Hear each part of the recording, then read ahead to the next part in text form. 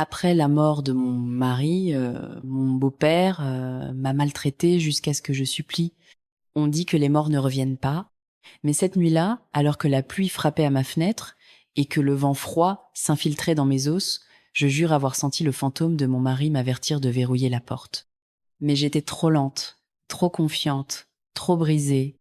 Le coup était doux comme un murmure, comme la mort elle-même, j'aurais dû l'ignorer, j'aurais dû prier, mais j'ai ouvert la porte et ce fut la nuit où mon âme fut volée.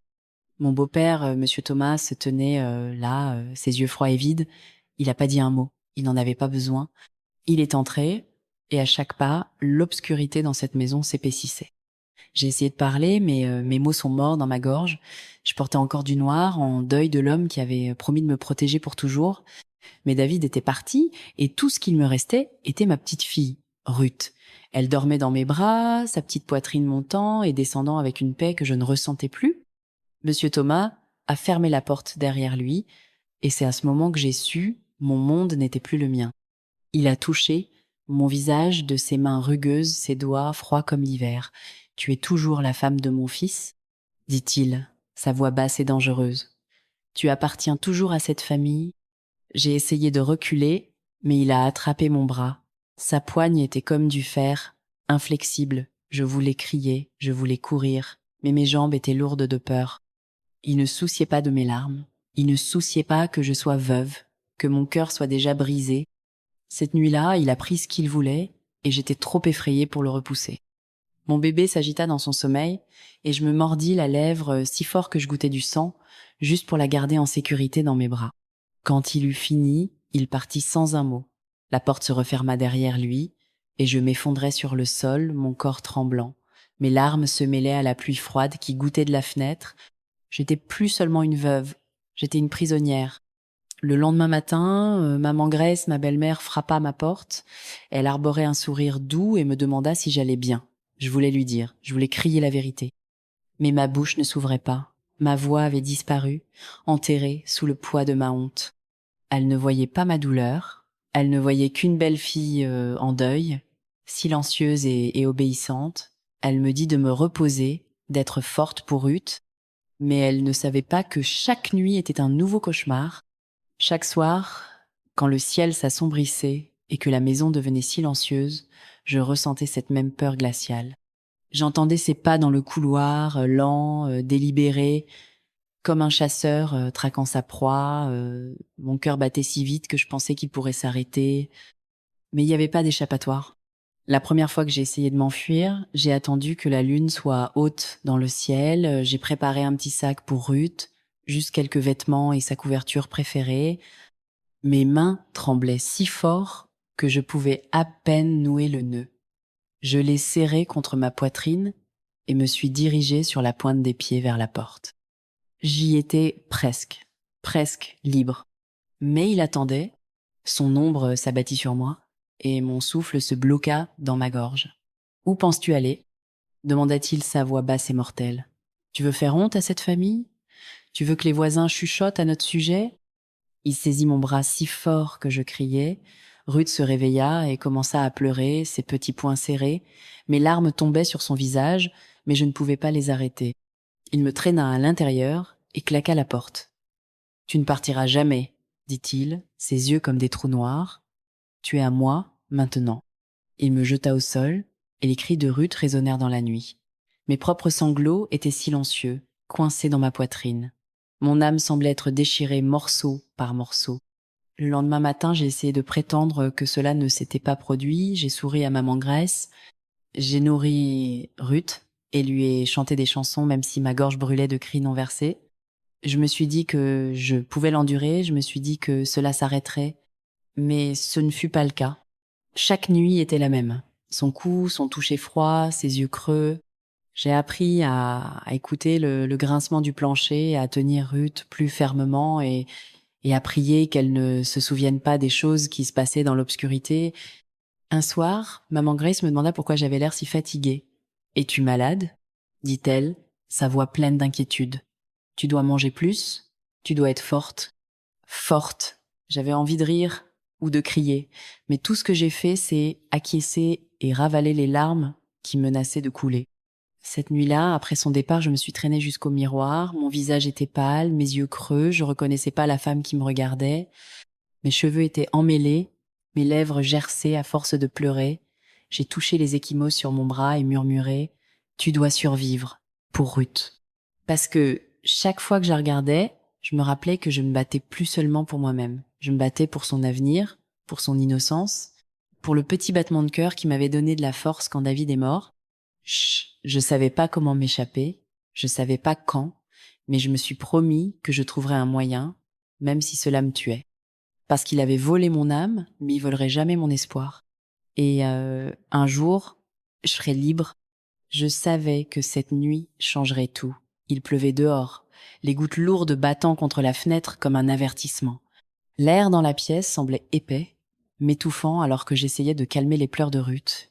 Ma petite fille pouvait sentir l'obscurité qui enveloppait cette maison comme un nœud coulant. Je la berçai doucement, mes lèvres effleurant son front. « Chut, bébé. Maman est là, murmurai-je, bien que je n'étais pas sûre de pouvoir tenir cette promesse encore longtemps. La porte grinça, et je sentis mon cœur bondir dans ma gorge. Mon beau-père se tenait là, son ombre longue et menaçante, dans la lumière vacillante de la lampe. Ses yeux trouvèrent les miens, et je le vis à nouveau, la faim et la cruauté mêlées, d'une manière qui me faisait frissonner. Il avança, fermant doucement la porte derrière lui. Sa façon de bouger, lente, délibérée, me donnait la chair de poule. Ruth gémit, et je la serrai contre ma poitrine comme si mon amour seul pouvait la protéger du mal dans cette pièce. « Tu deviens plus têtue, Mary, dit-il, sa voix basse et huileuse. Tu sais ce qui arrive si tu parles de ceci à quelqu'un. » J'avalais difficilement. Ma bouche était sèche, mes paumes moites de sueur, mais je refusais de lui montrer ma peur. Il se pencha plus près, son haleine chaude et aigre. « Si tu le dis à quelqu'un, si tu y penses même, ta douce petite fille en souffrira. Est-ce que tu me comprends ?» Mon cœur se brisa à ces mots, mais je forçai ma voix à rester ferme. « Je comprends, dis-je doucement, mes yeux fixés sur lui. » Il sourit, une chose tordue et haineuse. « Bien, dit-il, ses doigts effleurant ma joue. J'avais envie de vomir. Mais ce soir, quelque chose en moi s'est brisé. Peut-être était-ce la façon dont il avait menacé ma fille. Peut-être était-ce la façon dont il me regardait comme si j'étais juste un jouet. Quoi qu'il en soit, je sentis quelque chose de froid et féroce monter dans ma poitrine. Je déposai Ruth dans son berceau, me tournant pour lui faire face. Mes mains tremblaient, mais ma voix était calme. « Tu penses pouvoir me briser ?» dis-je, ma voix basse mais forte. « Tu penses pouvoir me garder ici pour toujours ? Tu te trompes. » Son sourire vacilla, juste un instant. Je vis l'éclair d'incertitude dans ses yeux, et cela me donna la force de continuer. « Tu peux me menacer ?» dis-je, ma voix se brisant d'émotion. « Tu peux me blesser, mais je ne serai jamais à toi, je ne suis pas ta possession, je ne suis pas ton esclave. » Ses yeux s'assombrirent, sa mâchoire se serrant. « Attention, Mary, dit-il doucement. Tu joues un jeu dangereux. » Je m'approchai, mes mains serrées en poing. Mes larmes coulaient librement, mais mes mots étaient fermes. « Tu m'as déjà tout pris, mon mari, ma paix, mon sommeil, mais tu ne prendras jamais mon âme. Je ne te la donnerai jamais. » Pendant un moment, la pièce fut silencieuse, sauf pour la pluie martelant contre la fenêtre. Ses yeux cherchèrent les miens et je vis un éclair de quelque chose, la peur. Peut-être réalisa-t-il que peu importe ce qu'il faisait, il pourrait jamais vraiment me posséder. Puis son visage se durcit à nouveau. « Si jamais tu sais de partir, Mary, ou si tu souffles un mot de ceci à quiconque, rappelle-toi ce qui est en jeu. » Je ne tressaillis pas. Je préférais mourir que te laisser me détruire, dis-je doucement. Mais si tu touches Ruth, si jamais tu lui fais du mal, je trouverai un moyen de te détruire, quoi qu'il en coûte. Ses yeux s'élargirent, et pendant un moment je vis quelque chose que je n'aurais jamais pensé voir en lui, l'hésitation. Il s'attendait pas à ce que je riposte, même avec des mots. Il saisit mon bras, sa poigne me meurtrissant. « Tu n'es rien sans moi, siffla-t-il. Tu n'es qu'une veuve sans nulle part où aller. » Je me penchai, ma voix un murmure. Peut-être, mais même une veuve peut avoir la force de protéger son enfant. Même une femme brisée peut trouver un moyen de se relever. Il lâcha mon bras, sa main tremblante. Il me fixa, sa respiration saccadée, puis se retourna et partit, claquant la porte derrière lui. Je m'effondrai sur le sol, mon corps secoué de sanglots. Ruth se réveilla, son petit visage se froissant de confusion devant mes larmes. Je la pris dans mes bras, la tenant si près que je pouvais sentir son battement de cœur contre le mien. « Je suis désolée, bébé, » murmurai-je. « Je suis tellement désolée que tu doives me voir comme ça. Mais maman ne le laissera pas gagner. Maman trouvera un moyen. » Alors que je la berçais pour qu'elle se rendorme, je sentis une nouvelle résolution s'installer dans mes os. Je ne savais pas comment et je ne savais pas quand, mais je ne laisserai pas me briser. Je ne laisserai pas prendre l'avenir de Ruth. Cette nuit-là, alors que la tempête faisait rage dehors, je fis une promesse silencieuse à ma fille. Je trouverai une issue. Je te protégerai, même si cela me coûte tout. Cette nuit-là, après son départ, je dormis à peine. La pluie s'était arrêtée, mais dans ma poitrine, une tempête faisait encore rage. Mon esprit rejouait sans cesse la menace qu'il avait murmurée, la sécurité de Ruth suspendue au-dessus de moi comme un couteau. Je me réveillai tôt, mes yeux gonflés d'avoir pleuré. Je me forçais à sourire pour Ruth, même si mon cœur semblait se briser à l'intérieur. Je ne pouvais pas la laisser voir ma peur. Elle méritait mieux qu'une mère qui tremblait toujours. Tandis que je la baignais et préparais son petit déjeuner, je ne cessais de jeter des coups d'œil à la porte. Chaque craquement de la vieille maison me faisait sursauter. Je ne savais pas quand il reviendrait. Je ne savais pas ce qu'il ferait ensuite. Mais ce matin-là, quelque chose se produisit qu'aucun de nous n'attendait. Il y eut un coup à la porte, doux, hésitant. Je me figeai, la cuillère à mi-chemin de la bouche de Ruth. Mon beau-père ne frappait jamais. Qui que ce soit, c'était pas lui. J'hésitai un moment, puis marchai lentement vers la porte. Mes mains tremblaient en tournant la poignée. C'était une femme que je n'avais jamais vue auparavant. Elle était plus âgée, avec des yeux bienveillants et un foulard enroulé autour de sa tête. Elle me regarda avec un mélange de pitié et de détermination. « Êtes-vous Mary ?» demanda-t-elle doucement. J'acquiesçai, la gorge serrée.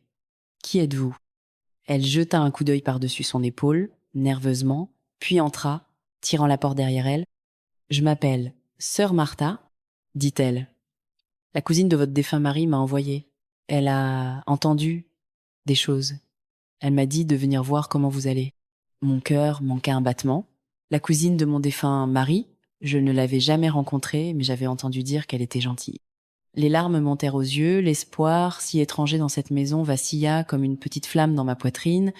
Sœur Martha prit mes mains dans les siennes. « Mary, je sais que vous souffrez.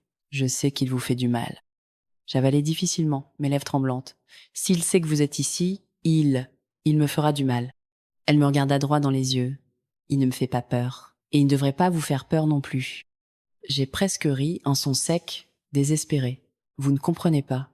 Il a dit que si je parle, il fera du mal à Ruth. Je ne peux pas risquer sa vie. » Elle serra mes mains. « Mary, j'ai vu trop de femmes rester silencieuses par peur. Mais le silence ne fait que les rendre plus forts. Vous devez retrouver votre voix. » Je sentis mes genoux céder et elle m'aida à m'asseoir. Ruth nous regardait avec de grands yeux, ses petits doigts agrippant sa couverture. « Je ne peux pas partir, » murmurai-je. Il a dit qu'il nous trouverait où que nous allions. La voix de sœur Martha était basse mais féroce. « Alors nous trouverons un moyen de nous assurer qu'il ne puisse pas vous toucher. Il y a des gens qui peuvent aider, des refuges, des avocats, des policiers qui se soucient, mais j'ai besoin que vous me fassiez confiance. » Mon esprit s'emballait. Je voulais lui faire confiance. Mais s'il le découvrait, s'il faisait quelque chose à Ruth avant que nous puissions nous échapper, soudain, la porte grinça, mon beau-père se tenait là, son visage un masque de froide fureur. « Qui est-ce » exigea-t-il, ses yeux se rétrécissant, en se posant sur sœur Martha. Elle se leva, le dos droit, la voix calme. « Je suis une amie, et je suis venue voir comment vont Mary et sa fille. » Sa lèvre se retroussa en un rictus. « Elles vont bien, elles n'ont pas besoin de votre ingérence. » Sœur Martha ne broncha pas. Je pense que si il fit un pas en avant, sa main se crispant à son côté. « Vous n'êtes pas la bienvenue ici, partez maintenant. » Je pouvais sentir l'air crépiter de tension. Mon cœur battait à tout rompre, mais je me forçais à parler. « C'est mon invitée, dis-je, ma voix tremblante mais claire. Elle est ici pour me voir. » Il tourna son regard furieux vers moi. « Tu oublies ta place, Mary ?» Je me levai, mes mains tremblantes mais la tête haute. « Non, c'est toi qui as oublié ta place. Tu penses pouvoir me briser, mais tu ne peux pas. » Ses yeux s'enflammèrent de rage et il leva la main comme pour me frapper.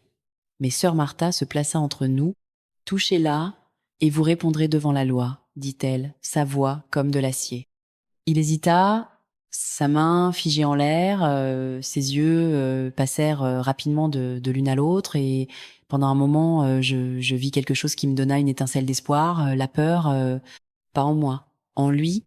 Il abaissa lentement sa main, son visage se tordant en un rictus. « Vous ne savez pas dans quoi vous vous engagez, vieille femme. » Sœur Martha ne s'y pas. Je sais exactement dans quoi je m'engage, et je n'ai pas peur de vous. Il tourna les talons et sortit en trombe, claquant la porte si fort que les murs tremblèrent. Je m'effondrai sur une chaise, sanglotant. Sœur Martha s'agenouilla à côté de moi, sa main sur mon épaule. « Mary, dit-elle doucement, vous avez un choix maintenant. Vous n'avez plus à le laisser vous contrôler. Mais vous devez décider, voulez-vous rester et souffrir, ou voulez-vous vous battre pour vous et Ruth ?» J'essuyai mes larmes, ma poitrine se soulevant. Je veux me battre, mais j'ai peur. Elle me regarda avec une tendresse féroce. C'est normal d'avoir peur, mais vous êtes plus forte que vous ne le pensez, et vous êtes plus seule. À ce moment-là, quelque chose changea en moi. Je ne savais toujours pas comment nous nous échapperions, mais pour la première fois, je croyais que cela pourrait être possible. Cette nuit-là, alors que je tenais Ruth près de moi et murmurais mon amour dans ses cheveux doux, je fis une promesse silencieuse. Je trouverai un moyen de sortir de cette obscurité. Je me battrai avec tout ce que j'ai pour te garder en sécurité. Mais ce que je savais pas, c'est que mon beau-père planifiait déjà son prochain mouvement, un qui me pousserait au bord de tout ce que je pensais pouvoir endurer. Le lendemain matin, je me réveillai avec le cœur lourd. Mon esprit rejouait sans cesse les paroles de sœur Martha, la façon dont elle avait tenu tête à mon beau-père sans broncher. Je me sentais plus courageuse que depuis des mois, mais je savais aussi qu'il ne laisserait pas passer cela. Ruth dormait encore paisiblement à côté de moi. Je regardais sa petite poitrine monter et descendre et me promis à nouveau, je ne le laisserai pas te faire de mal, ma chérie, quoi qu'il en coûte. Alors que je me glissais vers la cuisine, mon cœur s'accélérait à chaque bruit. La maison était trop silencieuse, mais je savais qu'il était là, quelque part, à regarder. Je préparais le petit déjeuner, mes mains tremblant à chaque mouvement. Mon beau-père entra, ses yeux froids alors qu'il s'asseyait à table. « Tu penses pouvoir te cacher derrière cette vieille femme ?» ricana-t-il. « Elle ne sait pas à quoi elle a affaire. » Je ne dis rien, je posai simplement son assiette et me tournai pour partir. « Mary, m'appela-t-il, sa voix comme du poison. Si tu parles à quelqu'un d'autre, si tu penses pouvoir m'échapper, rappelle-toi ce que j'ai dit. La vie de Ruth dépend de ton silence. » Je me tournai pour lui faire face, mon cœur battant la chamade, mais je refusais de montrer ma peur. « Tu peux me menacer autant que tu veux, je te laisserai pas me briser. » Sa lèvre se retroussa en un sourire cruel. Nous verrons. Pour le reste de la journée, je restais près de Ruth. Je la gardais près de moi, même lorsque je nettoyais la maison et faisais mes corvées. Chaque fois qu'il passait, il me lançait un regard noir, mais je ne détournais pas les yeux. Cette nuit-là, après qu'il soit allé se coucher, je m'assis au bord de mon matelas, fixant la fissure dans le mur. Mon esprit tournoyait. Il devait y avoir quelque chose, un secret, une faiblesse que je pourrais utiliser contre lui. Puis je me souvins du vieux coffre dans le grenier. Mon mari m'avait dit une fois qu'il appartenait à son père et qu'il était rempli de documents familiaux et d'autres papiers. Mon beau-père le gardait toujours verrouillé et il m'avait averti de ne jamais y toucher. Mais ce soir, je ne pouvais ignorer l'attraction. Mon instinct me disait que ce coffre contenait des réponses, peut être même la clé de notre liberté. J'attendis que la maison soit silencieuse, jusqu'à ce que je sois sûre qu'il ronflait dans sa chambre. Puis je montais furtivement les escaliers étroits menant au grenier, retenant mon souffle à chaque pas. Le grenier sentait la poussière et les vieux souvenirs. La lumière de la lune filtrait à travers la fenêtre fissurée, projetant de longues ombres à travers la pièce. Mes mains tremblaient alors que je m'agenouillais à côté du coffre, sentant le poids de ce que j'étais sur le point de faire. J'essayais d'abord la serrure, elle était vieille, rouillée, mais elle ne bougeait pas. Mes mains cherchèrent une épingle à cheveux dans ma poche. J'avais vu ma mère faire cela une fois, il y a longtemps. Mes doigts étaient maladroits, mais le désespoir me donnait de la force. Finalement, avec un léger clic, la serrure s'ouvrit. Mon souffle se bloqua dans ma gorge alors que je soulevais le lourd couvercle. À l'intérieur se trouvaient des papiers jaunis par l'âge et quelques petites boîtes attachées avec une ficelle. Mon cœur s'accéléra alors que je les sortais, cherchant quelque chose, n'importe quoi qui pourrait aider. Une boîte était remplie de lettres, écrites d'une main tremblante. Le nom de mon beau-père était sur chacune d'entre elles. Elles étaient de femmes, certaines suppliant de l'aide, d'autres l'accusant de choses terribles. Mon estomac se retourna. Mes doigts tremblaient en lisant chaque ligne. Vous avez promis de m'épouser si je gardais le silence. Maintenant je suis seule avec cet enfant, et vous ne nous regardez même pas. Une autre lettre disait « Vous avez dit que vous prendriez soin de moi, mais vous avez ruiné ma vie. » Les larmes me montèrent aux yeux, tant de femmes, tant de vies qu'il avait détruites, et il avait gardé ces lettres comme des trophées, ou peut-être pour se rappeler son pouvoir. Puis j'ai trouvé une photographie décolorée cachée dans le coin du coffre. C'était mon mari enfant debout à côté d'une femme que je ne reconnaissais pas. Elle semblait jeune, belle et terrifiée. Au dos d'une écriture soignée étaient inscrits les mots « Pardonne-moi ». Un frisson glacé parcourut mon échine. Qui était-elle? Et pourquoi gardait-il cette photo? Avant que je ne puisse réfléchir davantage, j'entendis un craquement dans l'escalier. Mon sang se glaça. Je remis précipitamment les papiers dans le coffre, mes mains tremblantes. La porte au bas de l'escalier du grenier s'ouvrait. Je fermai le coffre d'un coup sec et me glissai derrière une vieille armoire, retenant mon souffle dans ma gorge. Il entra dans le grenier, ses pas doux mais assurés. La lumière de la lune éclaira son visage, tordu en un rictus. « Mary, dit-il doucement comme un serpent, je t'ai averti de ne pas fouiner. Penses-tu que je ne connais pas chaque craquement et gémissement dans cette maison ?» Je restai silencieuse, me pressant contre le bois froid, priant pour qu'il ne me trouve pas. Il marcha jusqu'au coffre, passant sa main sur le couvercle. « Tu te crois intelligente, n'est-ce pas? Mais tu n'es rien, juste une autre femme qui ne connaît pas sa place. » Sa voix était basse et dangereuse. « Si jamais tu mentionnes ce qui se trouve dans ce coffre, si tu penses même à l'utiliser contre moi, Ruth en paiera le prix. » Je ressentis une vague de quelque chose, la peur, oui, mais aussi la fureur. Je sortis de derrière l'armoire, mes yeux fixés sur les siens. « Je n'ai plus peur de toi, dis-je, ma voix tremblante mais féroce. Tu peux me menacer autant que tu veux, mais tu ne toucheras pas à ma fille. » Pendant un moment, il sembla presque impressionné, puis sourit un sourire froid et cruel qui glaça mon sang. « Voyons à quel point tu es courageuse quand le soleil se lèvera, » dit-il doucement. « Souviens-toi, Marie, je te possède, et je possède tout ce qui t'est cher. » Il quitta le grenier, et je restai là, debout, mon cœur battant dans ma poitrine. Mais je savais alors que je devais agir, je devais trouver un moyen de sortir Ruth et moi de cette maison, et je devais le faire avant qu'il mette ses menaces à exécution. Je rassemblai les lettres et la photographie, les cachant dans un petit sac que je gardais sous mon lit. Mes mains tremblaient, mais mon esprit était plus clair qu'il ne l'avait jamais été. C'était ma chance, ma seule chance de me libérer. Mais alors que je gisais dans l'obscurité cette nuit-là, tenant Ruth près de moi, je savais qu'il ne nous laisserait pas partir facilement. C'était un homme habitué à obtenir ce qu'il voulait. Et il n'était pas prêt à me laisser partir sans combattre. Les jours après avoir trouvé ces lettres et la photo dans le grenier, mon cœur était comme une tempête, déchiré entre la peur et un espoir désespéré. Je pouvais pas vivre un jour de plus sous l'ombre de mon beau-père, mais je savais aussi à quel point il était dangereux d'essayer de s'échapper. Je devais trouver quelqu'un à qui faire confiance, quelqu'un qui pourrait m'aider. Mais qui? Un soir, après que Ruth se soit endormie, je me glissais discrètement hors de la maison. Je devais parler à sœur Martha à nouveau. Elle était la seule qui m'avait jamais montré de la gentillesse. J'espérais qu'elle pourrait m'aider à trouver une issue. Sa maison était petite mais chaleureuse. La faible lumière d'une bougie vacillait à travers la fenêtre. Je frappais doucement, mon cœur battant si fort que je pensais qu'elle pourrait l'entendre. Quand elle ouvrit la porte, son visage s'adoucit. « Mary, qu'est-ce qui vous amène ici si tard ?» Je pris une profonde inspiration, essayant de stabiliser ma voix. « Sœur Martha, j'ai peur. Mon beau-père, il est pire que jamais. Je ne peux pas vivre comme ça. J'ai besoin de votre aide. » Elle s'écarta et me laissa entrer. Nous nous assîmes près du feu, les flammes projetant de longues ombres sur les murs. « Je veux partir, » dis-je, les larmes montant. « Je veux prendre Ruth et fuir. Mais j'ai peur. Il me surveille partout. » Sœur Martha prit mes mains dans les siennes. « Nous trouverons un moyen, » promit-elle doucement. « Vous êtes plus forte que vous ne le pensez. » Mais le poids de ces menaces m'écrasait. Comment pourrais-je être assez courageuse quand il tenait la vie de Ruth entre ses mains?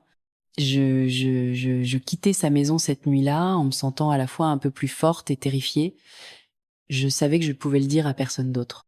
Si mon beau-père l'apprenait, il ferait du mal à Ruth et à moi pire que jamais. Le jour suivant, je pensais à James, l'homme gentil qui vivait à 2 maisons de là. Il avait toujours été doux avec moi et Ruth, pourrait-il aider? Au marché, je le trouvais. Ma voix à peine un murmure, je racontais tout, les abus, les menaces, le coffre fermé, les lettres.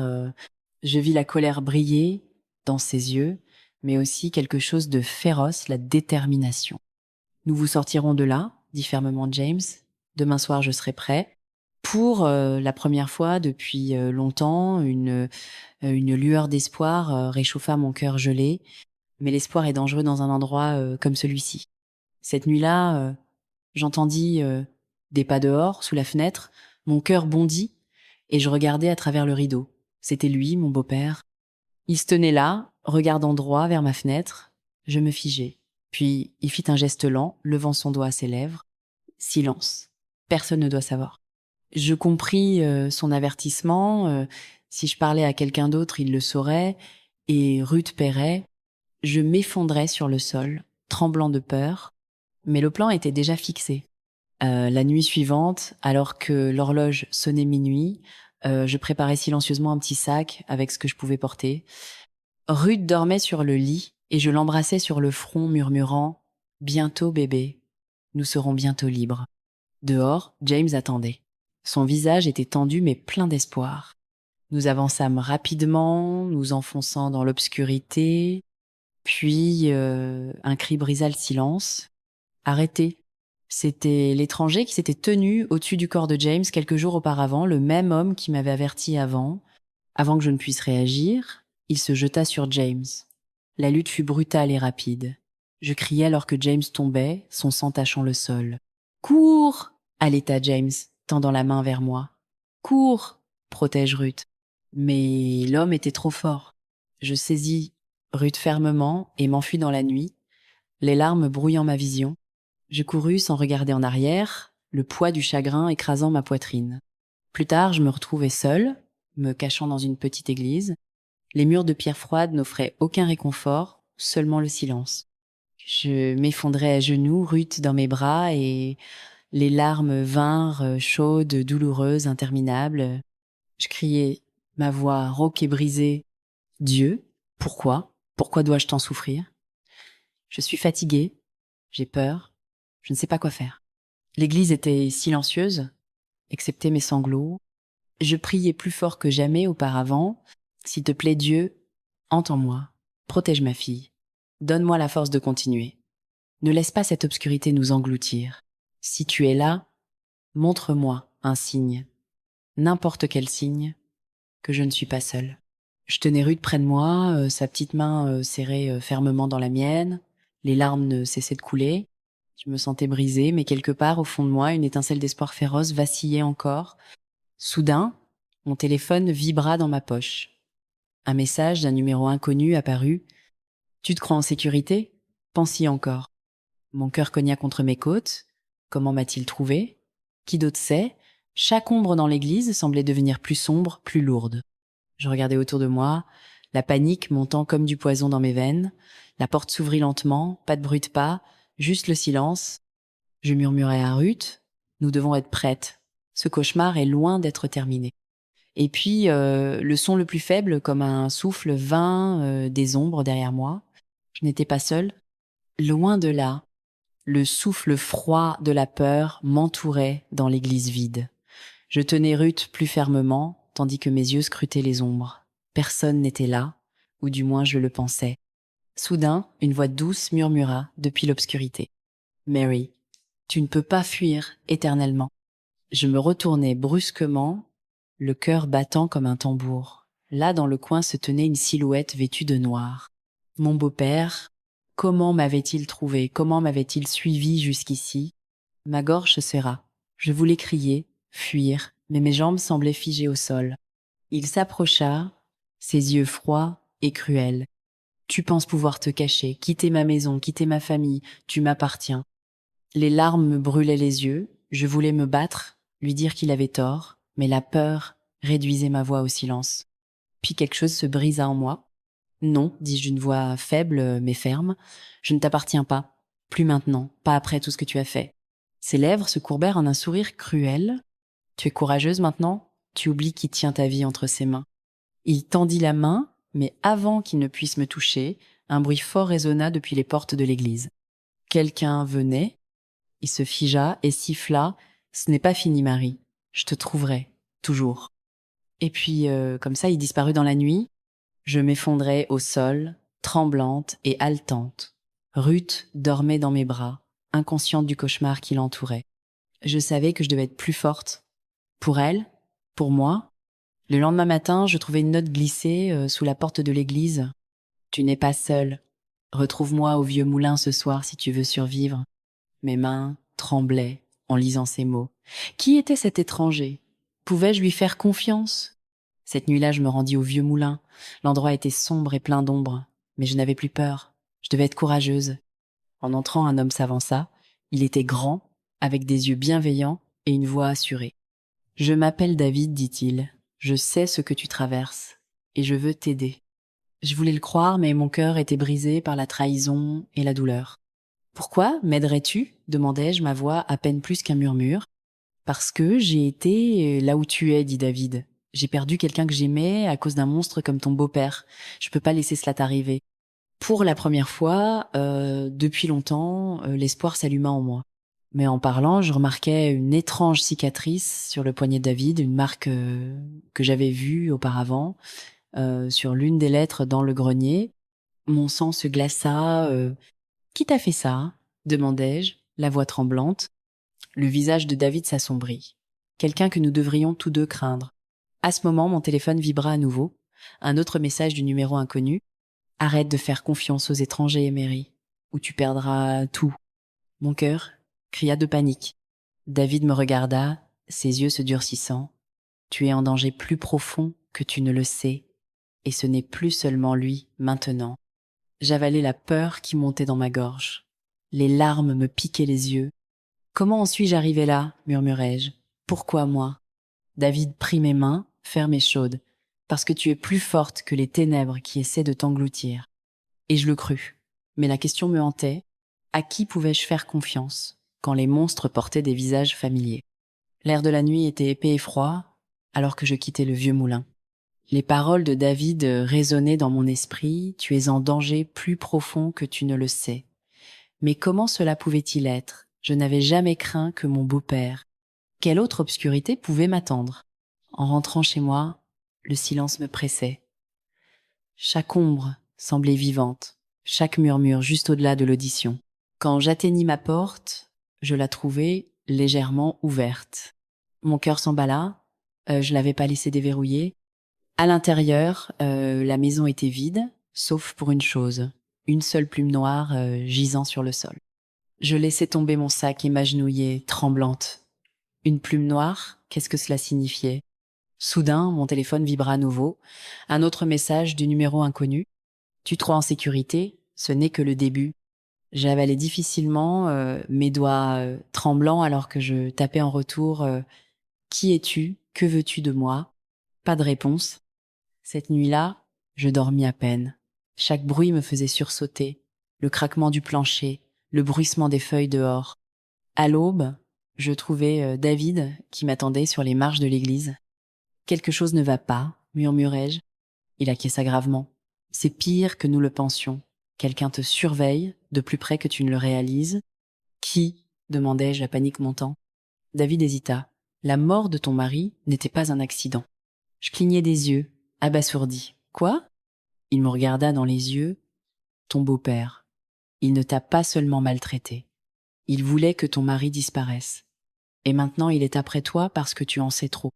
Mes genoux faillirent céder, je ne pouvais pas respirer. Pourquoi ferait-il cela?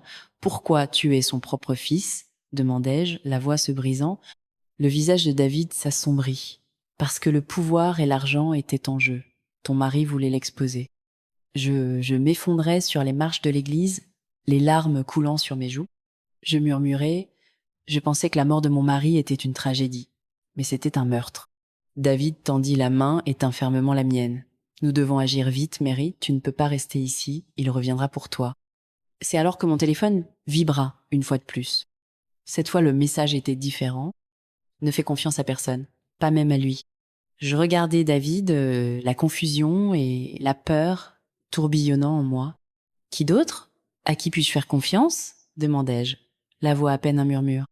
David hésita, puis dit, il y a quelqu'un d'autre, quelqu'un proche de ton mari, qui pourrait aider. Mais le rencontrer est dangereux. Où? Quand? Demandai-je, désespéré. Demain soir, au vieux pont, j'acquiesçais, essayant de calmer mon cœur qui s'emballait. Alors que David se tournait pour partir, je l'appelais Attends, comment savoir que tu ne fais pas partie de tout ça? Il s'arrêta, regarda en arrière, et dit doucement, parce que si c'était le cas, tu ne serais plus en vie. Ces mots pesaient lourd dans l'air froid du matin. Cette nuit-là, je restais éveillée, priant pour la force, pour la protection. Je priais doucement, les larmes coulant. Dieu, s'il te plaît, entends-moi. Garde Ruth en sécurité. Guide-moi vers la vérité. Donne-moi le courage d'affronter les ténèbres. Ne me laisse pas me perdre dans la peur. Mais au fond de moi, je me demandais, étais-je déjà perdue? Le soir suivant, je me rendis au vieux pont, le cœur battant comme le tonnerre. Une ombre attendait là, un homme aux yeux perçants et à la voix calme. Il sourit faiblement et dit « Mary, nous n'avons pas beaucoup de temps, les secrets de ton beau-père sont plus profonds que tu ne le sais, mais tu n'es plus seule maintenant. » À ce moment, un vent froid nous balaya et depuis les ombres, une silhouette s'avança. Mon souffle se bloqua dans ma gorge. C'était quelqu'un que j'attendais pas. « Tu ne devrais pas être ici. » Les mots étaient tranchants, coupant à travers la nuit. Et à ce moment, j'ai réalisé la vraie bataille venait juste de commencer. L'air froid de la nuit mordait ma peau alors que je restais figée sur le vieux pont. L'homme aux yeux perçants venait de se présenter comme Simon, le plus proche ami de mon mari. Mais la silhouette qui sortit des ombres changea tout. C'était ma belle-mère. Son visage était pâle, mais ses yeux brûlaient d'un feu étrange. « Tu ne devrais pas être ici, Marie, dit-elle, la voix basse et tremblante. C'est plus grand que tu ne le sais. » Je regardais entre Simon et elle, la confusion tourbillonnant dans mon esprit. « Pourquoi es-tu ici? Que veux-tu de moi ?» demandai-je, ma voix ferme, malgré la tempête à l'intérieur. Elle prit une profonde inspiration. « Ton beau-père, il n'est pas le seul à cacher de sombres secrets. Notre famille a un passé que même ton mari ne t'a jamais révélé. » Simon s'avança. « Nous avons essayé de te protéger, mais maintenant c'est trop dangereux. » Mon cœur battait. Me protéger? De quoi? Soudain, un frisson glacé parcourut mon échine. Je sentis des yeux nous observer depuis les ombres. Avant que je ne puisse parler à nouveau, un cri soudain déchira la nuit. Nous nous tournâmes tous vers le son. Au loin, près de la rive, une silhouette gisait immobile. Simon et moi, nous précipitâmes. C'était la nourrice de Ruth, Émilie. Son visage était pâle, ses yeux grands ouverts, mais ne voyant rien. Elle serrait une note froissée.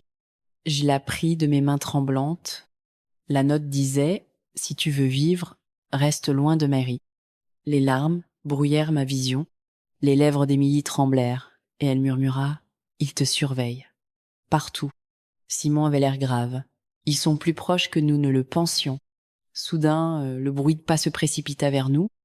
C'était mon beau-père, les yeux brûlants de fureur. « Tu m'as trahi, Mary », grogna-t-il. « Personne ne touche à ma famille et ne vit. » Simon se plaça devant moi protecteur.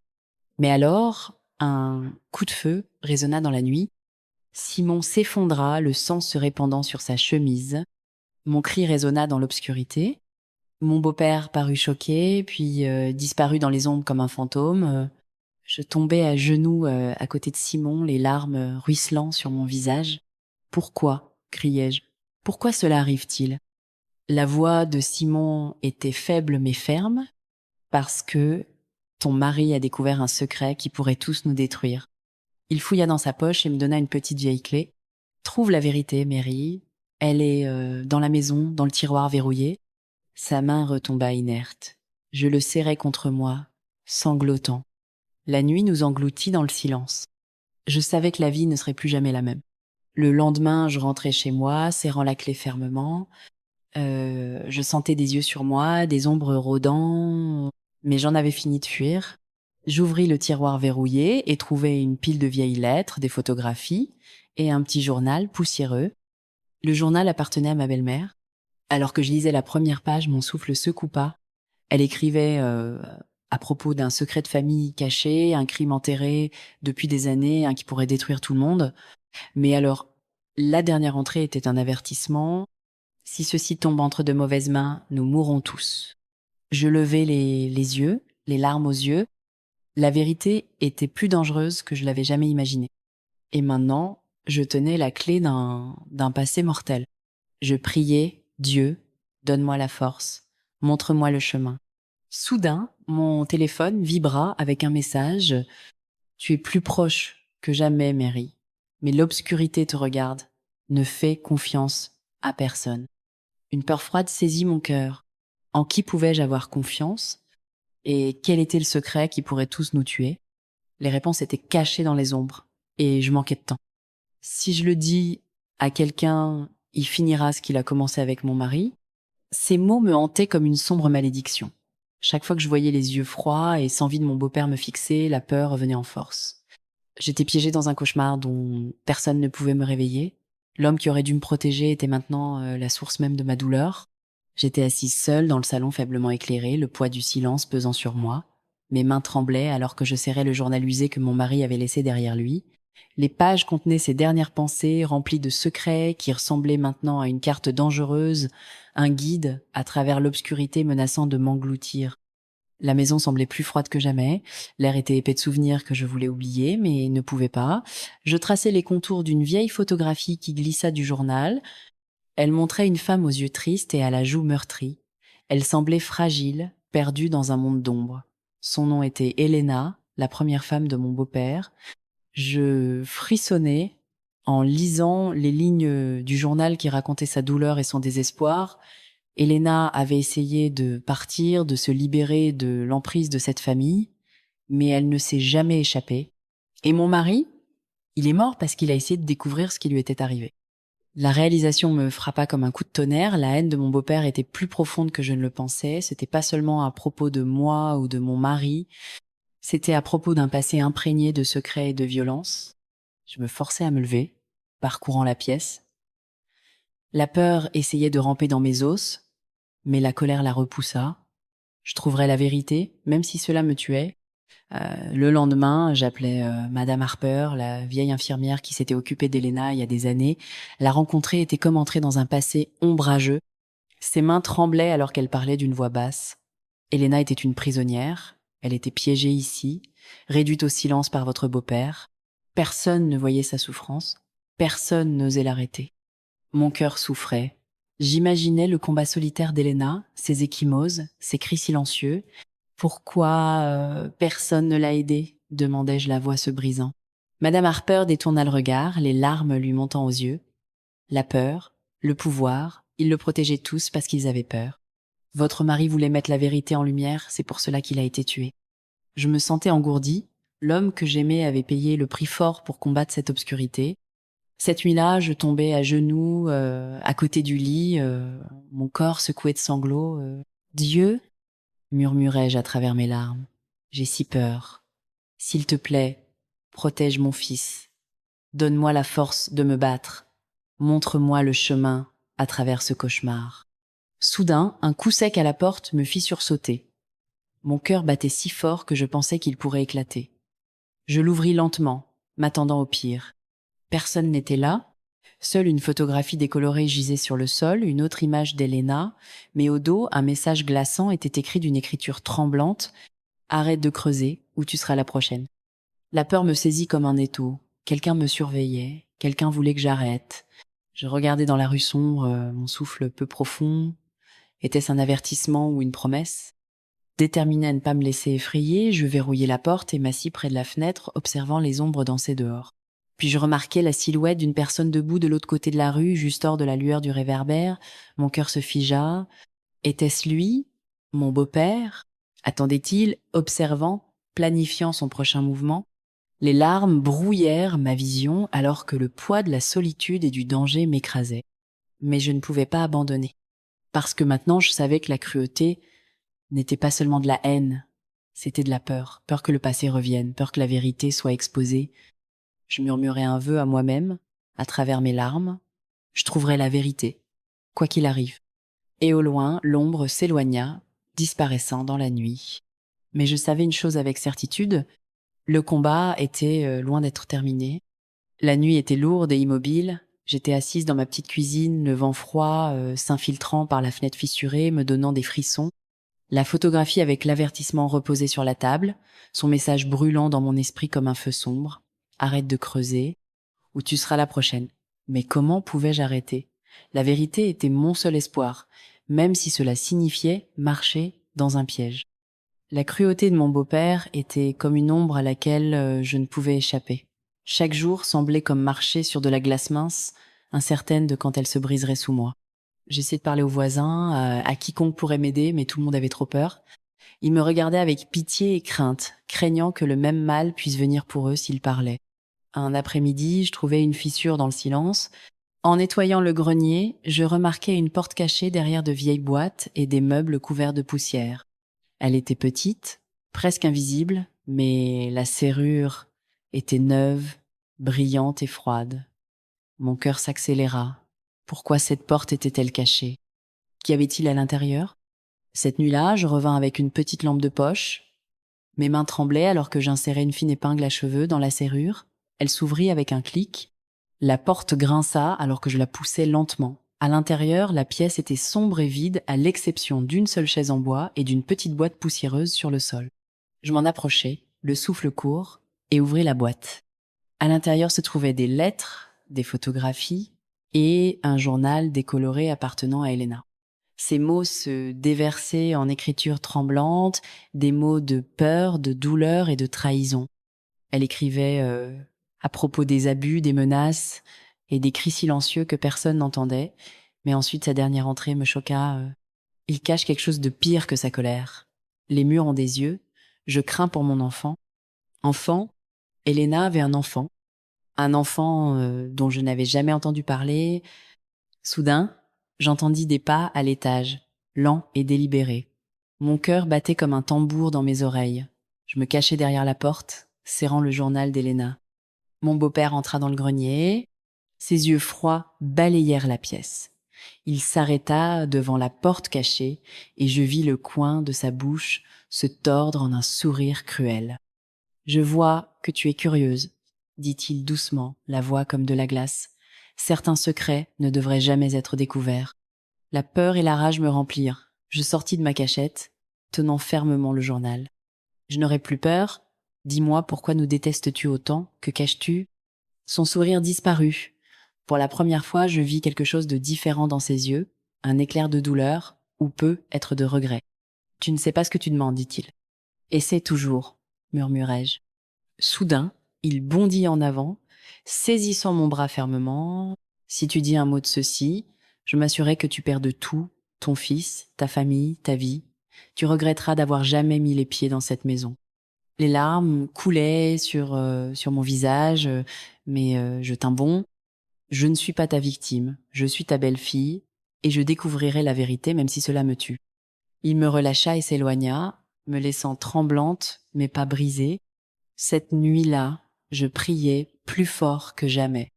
Dieu, donne-moi du courage, protège mon fils, aide-moi à combattre cette obscurité. Puis j'entendis un bruit en bas, le son du verre qui se brise. Je me précipitai en bas pour trouver la fenêtre de devant brisée et une note épinglée au mur avec un couteau. La note disait « Arrête maintenant ou perds plus que tu ne peux supporter ». Soudain, les lumières s'éteignirent. J'étais seule dans le noir, piégée par des ombres et des secrets, mais je savais une chose avec certitude, la vérité était plus proche que jamais. Et quoi qu'il arrive ensuite, cela changerait tout. La nuit après la mort soudaine de Lisa, le silence remplissait la maison comme un épais brouillard. J'étais assise seule dans l'obscurité, mes mains tremblant alors que je tenais le journal d'Elena près de moi. Chaque mot qu'il contenait semblait plus lourd qu'avant, comme un secret trop dangereux à partager. J'arrivais pas à croire que Lisa était partie, quelqu'un me l'avait enlevée parce qu'elle avait osé se tenir à mes côtés. Mon esprit s'emballait. Comment mon beau-père pouvait-il être si cruel? Quel secret cachait-il qui le poussait à tuer pour le garder? Et plus terrifiant encore, étais-je la prochaine? Je restais éveillée toute la nuit, fixant le plafond, les larmes séchant sur mes joues. Je murmurais des prières à travers des sanglots étouffés. Dieu, s'il te plaît, protège mon fils. Donne-moi la force de me battre, je ne veux perdre personne d'autre. Quand le matin arriva, le soleil projetait une lumière pâle à travers la fenêtre brisée, mais à l'intérieur mon cœur était plus sombre que jamais. Je décidai que je ne pouvais plus fuir. Je devais me battre pour mon fils, pour Lisa, pour moi-même. Je commençais à parcourir le journal à nouveau, lisant chaque ligne, chaque nom, chaque lieu. Elena écrivait à propos d'une pièce cachée dans le sous-sol, un endroit où des choses terribles s'étaient produites. J'avalais difficilement et me dirigeais vers les escaliers grinçants. Le sous-sol sentait la moisissure et la poussière. L'air était épais et froid. Le faisceau de ma lampe de poche balayait les murs fissurés jusqu'à ce qu'il s'arrête sur une brique détachée. De mes mains tremblantes, je poussais la brique sur le côté. Derrière, il y avait une ouverture étroite, à peine assez grande pour qu'une personne s'y glisse. Mon cœur martelait, mais je devais savoir. Dans la pièce cachée, je trouvais plus de lettres, de photographies et une petite boîte. Les photos étaient glaçantes. Des images de mon beau-père avec un homme étrange que je ne reconnaissais pas. Ils souriaient, mais leurs yeux étaient froids. Dans la boîte, je trouvais une petite clé et un morceau de papier déchiré. Le papier portait un nom et une adresse. Je reconnus le nom, c'était l'homme des photographies. L'adresse n'était qu'à quelques kilomètres. Soudain, je sentis une présence derrière moi. Curieuse, n'est-ce pas? Je me retournai pour voir mon beau-père debout dans l'embrasure de la porte, son visage comme de la pierre. « Tu ne devrais pas être ici », dit-il froidement. Je serrai la clé plus fort. « Pourquoi fais-tu cela? Pourquoi as-tu tué Lisa ?» Ses yeux s'assombrirent. « Lisa a fait une erreur. Tu en fais une plus grande. » J'avalai ma peur. « Je n'ai plus peur. » Il sourit, mais c'était un sourire cruel et vide. « Alors tu ne comprends pas le prix de ta vérité. » Sans avertissement, il s'avança et saisit mon bras. Sa poigne était comme du fer. « Quitte cette maison. Quitte cette ville, où tu perdras tout. » Je le regardai droit dans les yeux et dis « Si tu penses que la peur m'arrêtera, tu ne sais pas qui je suis. » Il me lâcha et je courus à l'étage, le cœur battant. Je savais que je devais aller à cette adresse, mais je savais aussi que c'était dangereux. Le lendemain, j'appelai mon cousin Samuel. Il était policier et la seule personne en qui je pouvais avoir confiance. Je lui racontai tout, le journal, la pièce cachée, les menaces. Samuel accepta de venir avec moi à l'adresse. Cette nuit-là, nous conduisions en silence. Mes mains tremblaient alors que je tenais le journal d'Elena et la petite clé. Lorsque nous atteignîmes la maison, elle était vieille et abandonnée, couverte de vignes et d'ombre. Samuel sortit sa lampe de poche et son pistolet. Nous entrâmes prudemment. Les planches craquaient sous nos pieds. L'air sentait quelque chose de pourri. Dans le salon, nous trouvâmes plus de photographies, de documents et un étrange symbole peint sur le mur. Samuel fronça les sourcils. Cela ressemble à un culte secret. Je me sentis malade. Soudain, un bruit vint de l'étage. Samuel me fit signe de rester derrière et monta seul. Les minutes passèrent comme des heures. Puis un cri. Je courus pour trouver Samuel allongé sur le sol, le sang coulant d'une blessure à la tête. Avant que je ne puisse l'aider, une ombre bougea derrière moi. Mon beau-père se tenait là, les yeux brûlants de fureur. « Tu as amené la loi dans ma maison, maintenant tu vas payer. » Je criais pour Samuel, mais il était inconscient. Mon beau-père leva la main. Je fermai les yeux, priant. Soudain, des sirènes de police hurlèrent dehors. Il jura et disparut dans l'obscurité. Samuel se réveilla plus tard à l'hôpital. Nous décidâmes d'exposer tout, le culte, les meurtres, les abus. Mais je savais que le combat était loin d'être terminé. En quittant l'hôpital, mon téléphone sonna. Un numéro inconnu. Je répondis. Une voix murmura. « Tu penses que ça se termine ici? Tu n'as aucune idée de ce qui arrive. » Mes mains tremblaient. Le cauchemar ne faisait que commencer. Le message sur mon téléphone fit arrêter mon cœur. « Arrête de chercher où ton fils en paiera le prix. » Mes mains tremblaient alors que je fixais l'écran. Comment quelqu'un pouvait-il être si cruel? Mon fils, mon bébé innocent, menacé parce que j'osais me battre, les larmes me brûlaient les yeux, mais je les essuyais. Je devais être forte pour lui, pour moi-même. J'étais assise sur le sol froid de mon salon vide, serrant mon téléphone. Le silence était lourd, l'air semblait épais de peur. Mon beau-père, l'homme qui aurait dû me protéger, était mon bourreau. Mais maintenant, c'était plus seulement lui. C'était plus grand, plus sombre. J'étais tombée sur quelque chose qui engloutissait ma vie entière. Pourquoi est-il comme ça? Murmurai-je aux ombres. Pourquoi un père blesserait-il sa belle-fille à ce point? Quelle haine pouvait être aussi profonde? Cette nuit-là, je ne pouvais pas dormir. Chaque craquement dans la maison me faisait sursauter, chaque ombre sur le mur devenait un monstre. Mon petit garçon dormait paisiblement à côté de moi, inconscient du cauchemar qui se déroulait autour de lui. Je tenais sa petite main et priais de tout mon être. Dieu, s'il te plaît, protège mon fils. Garde-le à l'abri de ce mal, donne-moi la force de me battre. J'ai peur, mais je ne me tairai pas. Des larmes tombaient silencieusement sur sa joue douce. Je me promis de trouver des réponses, quoi qu'il arrive. Le lendemain matin, Samuel arriva, les yeux fatigués mais féroces. Nous nous assîmes dans la petite cuisine, le soleil du matin perçant à peine les rideaux. J'ai trouvé quelque chose, dit-il doucement, sortant un papier plié. C'était une carte avec des notes d'une écriture désordonnée, des noms, des dates, des symboles. Mon souffle se coupa. Elle mène à la vieille maison de Victor, l'endroit que personne n'ose visiter. Victor, l'homme dont le nom avait hanté mes cauchemars, était plus qu'une simple histoire. Il était réel et d'une façon ou d'une autre lié à la cruauté de mon beau-père. J'avalais difficilement. Si nous voulons arrêter cela, nous devons y aller. Des heures plus tard, nous nous tenions devant le manoir. La grille pendait de travers, la rouille rongeant le métal. Des vignes grimpaient le long des murs, comme des doigts tendus. L'air était lourd, épais de silence.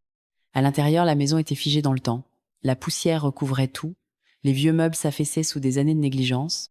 Mais ce qui attira mon regard fut le mur, couvert de photographies décolorées et d'étranges symboles. Parmi le désordre, un journal usé reposait sur une table. Je le pris, sentant le poids de ses secrets. En l'ouvrant, je commençai à lire. Les mots me glacèrent l'échine. Victor avait fait partie d'un culte obscur, un groupe qui contrôlait les familles par la peur, les malédictions et la magie noire. Mon beau-père n'était pas seulement cruel, il était piégé. La malédiction était réelle, elle était conçue pour nous briser, pour me réduire au silence. Les larmes brouillèrent l'encre sur les pages. Soudain, un bruit derrière nous me fit tourner. Un homme sortit des ombres, des yeux froids et durs, se fixant sur nous. « Vous ne devriez pas être ici », grogna-t-il. Avant que nous puissions réagir, il sortit un petit appareil, une grenade flash. « Courez !» cria Samuel.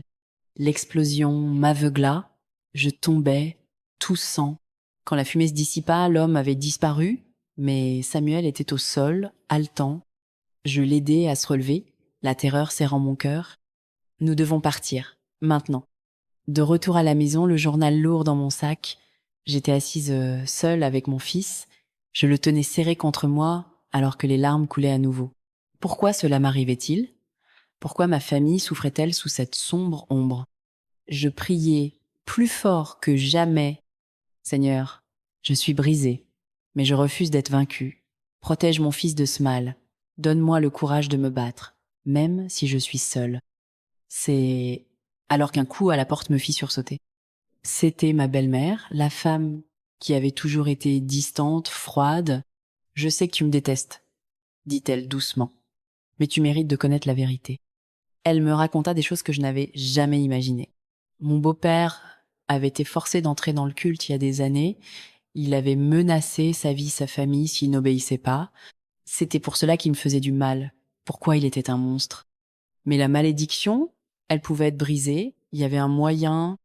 Mais cela te coûtera tout, avertit-elle. Avant que je ne puisse en demander plus, les lumières vacillèrent violemment. Une brise froide balaya la pièce. Je frissonnais. Ce combat était loin d'être terminé. Et maintenant je savais que le prix de la vérité pourrait être plus que je n'étais prête à payer. Mais le plus grand choc était encore à venir. Le jour suivant, je reçus un colis anonyme. À l'intérieur se trouvait une lettre. Si tu veux vivre, reste silencieuse, le culte te surveille, un faux mouvement, et la vie de ton fils s'arrête. Mon sang se glaça, j'étais piégée, mais en moi un feu s'alluma. Je ne serais pas réduite au silence. Peu importe le coup. La lettre brûlait dans mes mains. Reste silencieuse. Un faux mouvement, ton fils meurt. Chaque mot semblait comme un couteau se tordant dans mon cœur. Comment quelqu'un pouvait-il être si cruel? Jusqu'où irait-il pour me faire taire? La peur essayait de m'engloutir tout entière, mais je la repoussais. Je devais être plus forte que la peur. Pour mon bébé, je le regardais dormir paisiblement dans son berceau, innocent et inconscient de la tempête autour de lui. J'embrassais son front, murmurant « Maman se battra pour toi, quoi qu'il arrive ». Mais au fond de moi, une question mentait. Pourquoi mon beau-père était-il devenu comme ça? Pourquoi était-il piégé dans ce cauchemar? Ce jour-là, je décidais de creuser plus profondément, pas seulement pour moi-même, mais pour la vérité. Si je pouvais comprendre le passé, être pourrais-je trouver un moyen de mettre fin à cette horreur. Je contactais une vieille amie de la famille, Madame Esther, une femme discrète, qui vivait seule mais qui connaissait mon mari et sa famille depuis des années.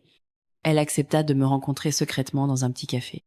Ses yeux étaient fatigués mais vifs quand j'arrivais. « Tu es courageuse à venir ici, dit-elle doucement. » Je m'assis, le cœur battant. J'ai besoin de tout savoir. À propos de mon beau-père, à propos de la malédiction. Elle soupira profondément, regardant nerveusement autour d'elle. Il y a des choses que tu n'es pas censé savoir, mais puisque tu demandes. Elle me parla du passé de Victor, du culte qu'il contrôlait depuis sa jeunesse. Il l'avait forcé dans les ténèbres avec des menaces qu'aucun homme ne devrait affronter. Ils avaient maudit sa famille pour qu'elle obéisse à leur volonté. Et quand ton mari est mort, ils ont vu leur chance de renforcer leur emprise sur toi. Les abus, les menaces, c'est leur façon de contrôler, dit-elle doucement. Ils te veulent briser, silencieuse et effrayée. Les larmes me piquaient les yeux. Mais pourquoi moi? Pourquoi mon fils?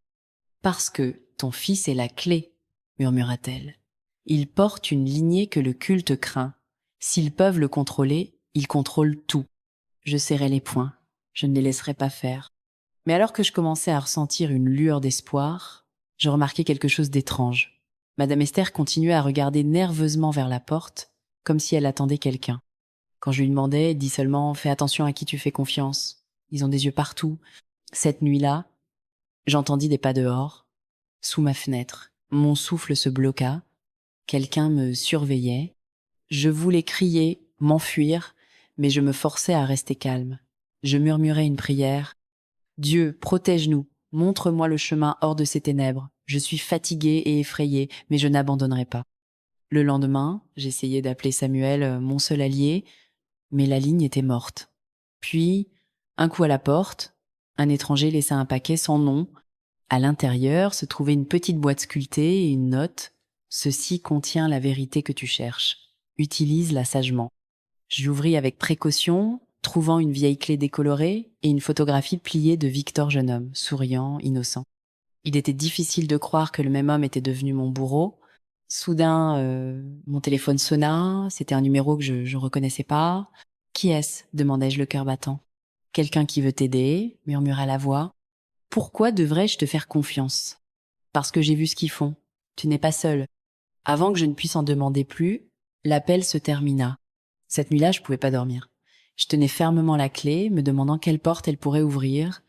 Et puis, cela me frappa, le vieux manoir, l'endroit d'où Samuel et moi nous étions à peine échappés.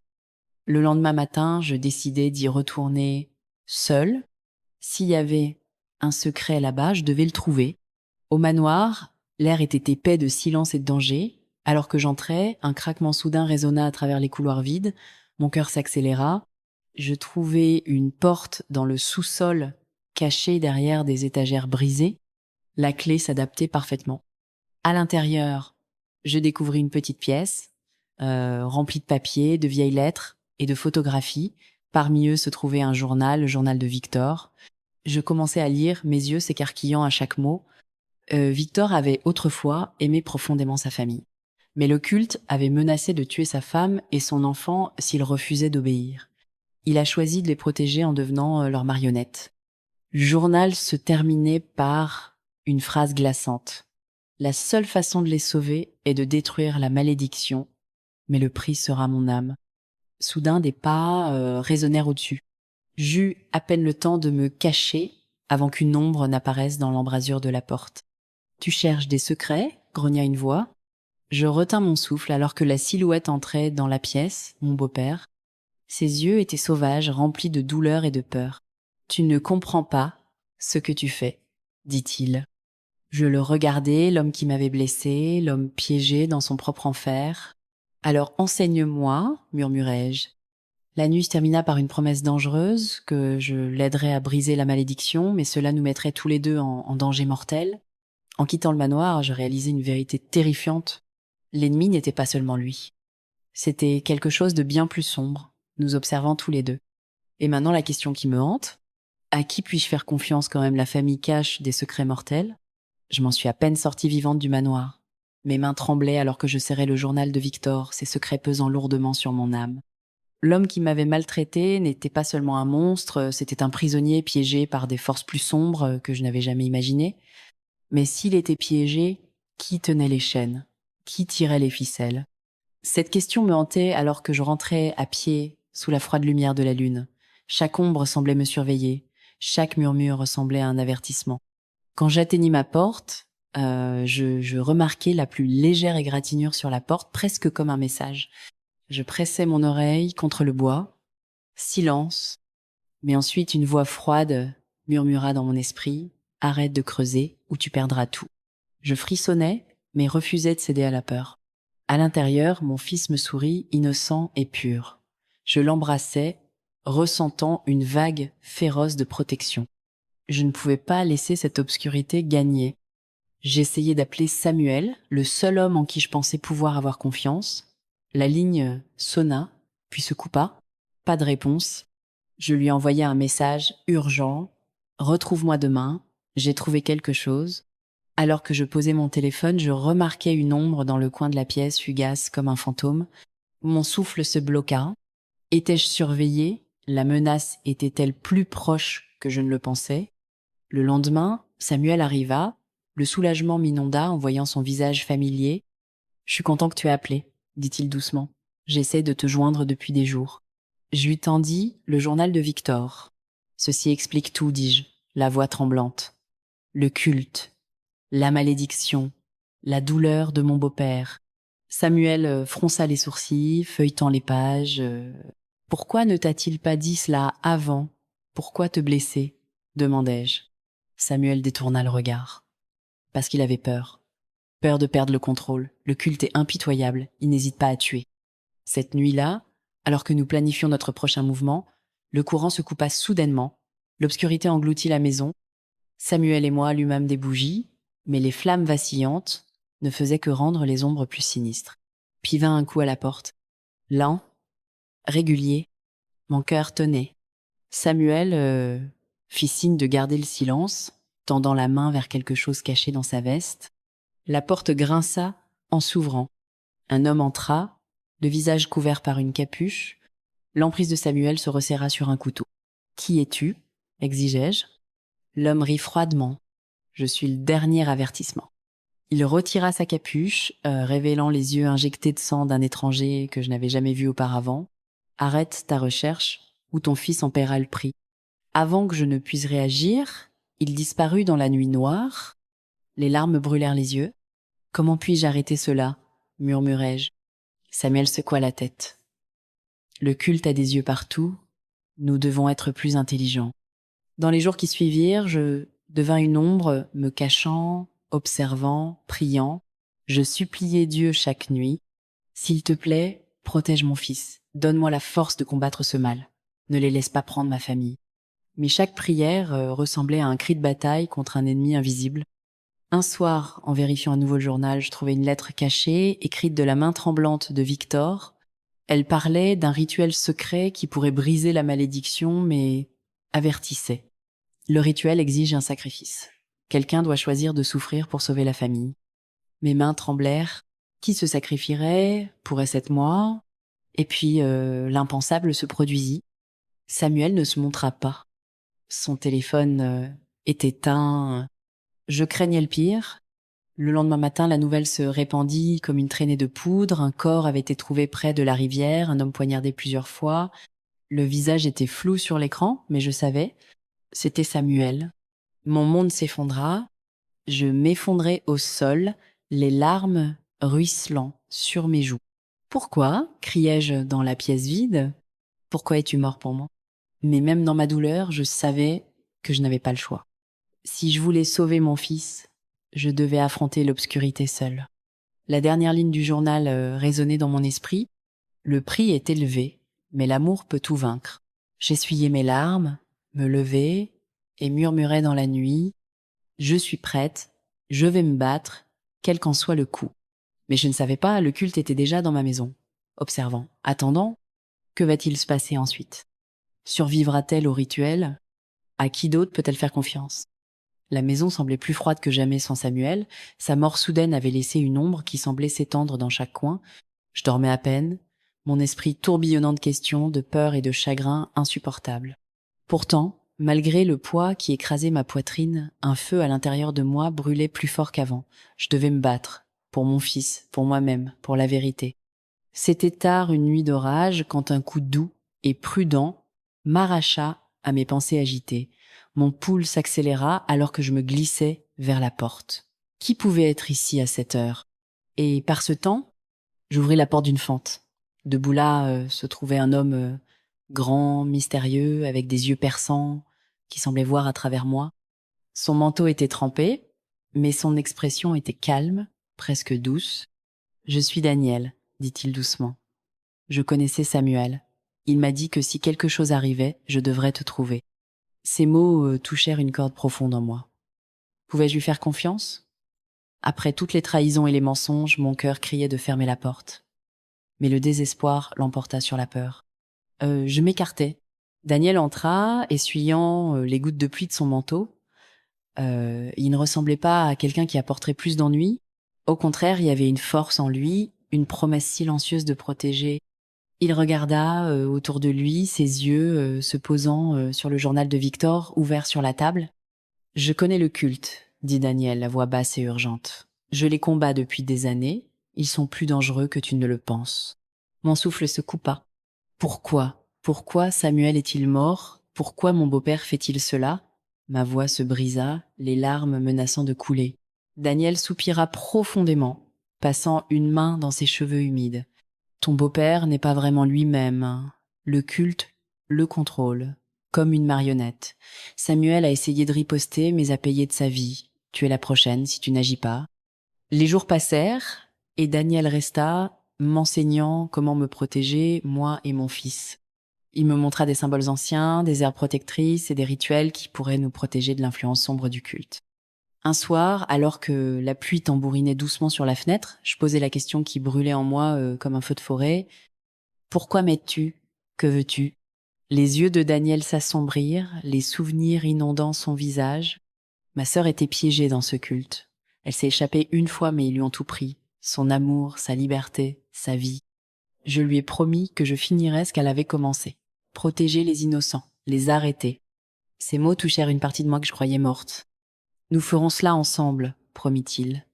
Tu es plus forte que tu ne le réalises. Mais l'espoir a toujours un prix. Un matin, je me réveillai pour découvrir que le journal de Victor avait disparu. Mon cœur s'effondra. Où est le journal? Demandai-je, la panique montant. Le visage de Daniel se durcit. Ils savent que nous sommes proches de briser la malédiction. Ils observent. Ils sont dans cette maison. À ce moment, mon téléphone vibra violemment sur la table. Un appel d'un numéro inconnu. Je répondis d'une main tremblante. Une voix déformée et glaçante siffla. « Arrête de creuser ou perds tout ce que tu aimes. Ton fils est notre prochaine cible. » Je laissai tomber le téléphone, les larmes brouillant ma vision. Daniel m'entoura de ses bras. Nous devons agir plus vite. Cette nuit-là, alors que j'étais assise seule, le poids de tout m'écrasait. Je joignis fermement mes mains et priai, ma voix se brisant dans l'obscurité. « Dieu, s'il te plaît, protège mon fils. Donne-moi de la force. Ne laisse pas ce mal détruire ma famille. Montre-moi une issue. Je ne peux pas faire cela seule. » Je sentis une chaleur tranquille remplir ma poitrine. une petite lumière dans l'obscurité. Le lendemain, Daniel et moi nous préparâmes pour le rituel qui pourrait mettre fin à la malédiction, mais cela exigeait un courage comme je n'en avais jamais connu. Alors que nous nous rassemblions autour des bougies vacillantes, la porte s'ouvrit soudainement avec fracas. Des silhouettes vêtues de noir remplirent la pièce. Le culte était venu pour moi. Daniel resta ferme, sortant une lame cachée. « Cours !» me murmura-t-il avec urgence. Mon fils s'accrochait à moi, les larmes coulant sur ses joues. J'hésitai, puis secouai la tête. Non, je ne fuis plus. Le chef du culte s'avança, une femme aux yeux glacés et au sourire cruel. Alors, la veuve riposte, comme c'est touchant. Sa voix me donna des frissons. Soudain, la pièce explosa dans le chaos, des cris, le cliquetis des lames, l'odeur de fumée. Daniel se battit férocement, mais ils étaient trop nombreux. La dernière chose que je vis, avant que l'obscurité ne me prenne, fut Daniel tombant au sol, le sang imbibant sa chemise. Quand je me réveillai, j'étais seule. La maison était silencieuse, mais le mal rôdait encore. Je serrai mon fils près de moi, les larmes ruisselant sur mon visage. Pourquoi ? Murmurai-je dans la nuit. Mais au fond de moi, je savais que c'était pas la fin. La bataille ne faisait que commencer, et quelque part dans les ombres, le culte souriait, sachant qu'ils avaient encore le contrôle. Survivra-t-elle à la colère du culte ? Qui se tiendra à ses côtés maintenant ? L'amour et la foi peuvent-ils briser la malédiction ? Quand je me réveillais, ma tête battait comme si elle allait éclater. Mes membres se sentaient lourds et raides, comme si j'avais été piégée dans une cage de glace toute la nuit. La panique me frappa comme la foudre, j'essayais de bouger, mais d'épaisses cordes s'enfonçaient dans ma peau, m'attachant fermement à une chaise en bois. Je clignai des yeux contre la faible lumière venant de la fenêtre fissurée et pris conscience de mon environnement, une pièce froide et humide, sentant la moisissure et la peur. À côté de moi gisait mon fils, Victor. Il était enveloppé dans une fine couverture, son visage pâle, son petit corps tremblant doucement. Mon cœur se serra. « Je suis là, bébé. Je ne laisserai rien t'arriver, » murmurai-je à travers mes larmes. Le bruit de pas résonna dans le couloir dehors. La porte grinça en s'ouvrant, et je sentis mon souffle se bloquer. C'était lui, mon beau-père, le grand-père de Victor, l'homme qui avait volé ma sécurité, ma paix, ma vie. Son visage était d'abord illisible, puis un sourire cruel s'étira sur ses lèvres. « Tu es plus forte que je ne le pensais, veuve, » dit-il doucement, la voix dégoulinante de menace. Je combattis l'envie de crier. Au lieu de cela, je rassemblai les morceaux brisés de mon courage et rencontrai ses yeux. « Pourquoi fais-tu cela ?» demandai-je. La voix à peine un murmure. « Pourquoi me blesser ? Pourquoi blesser Samuel ? Pourquoi blesser Victor ?» Son sourire se tordit en un rictus. « Tu ne comprends pas le pouvoir. Samuel était faible. C'était un idiot de s'opposer à moi. Il a payé le prix. Tu apprendras ta place. » La pièce semblait plus froide. Ma gorge se serra, mais je refusai de lui donner la satisfaction d'entendre mes pleurs. Samuel était un homme bon. Il aimait sa famille, dis-je fermement. Ses yeux s'assombrirent de rage. L'amour est une faiblesse. L'obéissance est le pouvoir. Le chef du culte, cette femme froide au sourire glacé, s'avança, supplie pour la miséricorde, veuve, siffla-t-elle, supplie et nous pourrions te laisser vivre. Mes larmes tombaient comme la pluie, mais je secouais la tête avec autant de défis que je pouvais rassembler. Non, je ne supplierai jamais des monstres. Un lourd silence remplit la pièce. Puis, de façon inattendue, mon beau-père rit, un son dur et amer qui résonna comme le tonnerre. « Nous verrons combien de temps ton courage dure, » dit-il. Les heures se brouillèrent en jours. Ils me laissèrent attaché à la chaise, regardant mon fils dormir, écoutant sa respiration douce comme un fragile espoir dans l'obscurité. Je lui murmurais des histoires, des promesses, qu'un jour nous serions libres. Mais la peur était une ombre constante. Un matin, alors que le culte dormait, je vis une petite chance. Daniel m'avait donné un numéro de téléphone secret, celui de son amie Sarah. Je réussis à atteindre mon téléphone, caché sous mes vêtements, et tapai rapidement un message désespéré. « Aide, piégé, beau-père dangereux, s'il te plaît, viens. » Mes mains tremblaient violemment alors que j'appuyais sur « Envoyer ». Mais l'espoir est une épée à double tranchant. Le culte découvrit mon message le jour suivant. Leur colère fut sans pitié, des jours sans nourriture, des menaces constantes, et les pleurs de Victor hantant mon âme. Les larmes brouillaient ma vision, mais je priais encore et encore, déversant mon cœur dans l'obscurité silencieuse. Dieu, entends mon cri, donne-moi de la force, protège mon fils, apporte de l'aide. Je suis fatigué, mais je n'abandonnerai pas. Soudain, la 4e nuit, une ombre se glissa par la fenêtre, une silhouette se déplaçant comme un fantôme. Je murmurai « Qui est là ?»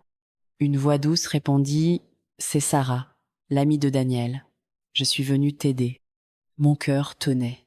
Cela pouvait-il être le miracle pour lequel j'avais prié? Sarah grimpa à l'intérieur, les yeux féroces mais gentils. Elle murmura des mots urgents, m'aidant à desserrer les cordes. « Nous devons bouger vite, dit-elle. Ils vont bientôt se réveiller. » Mais alors que nous nous glissions vers la porte, le culte s'agita, leurs pas lourds, leurs voix s'élevant. Soudain, le chaos éclata. Sarah se battit bravement, mais ils étaient trop nombreux. Je regardais avec horreur un coup de feu retentir, et elle s'effondra, le sang fleurissant sur sa poitrine. Dis-lui, allaita-t-elle, serrant ma main, dis-lui de se battre. Les larmes ruisselaient sur mon visage alors que je berçais son corps sans vie. Ce moment me changea. Je ne serais plus une victime.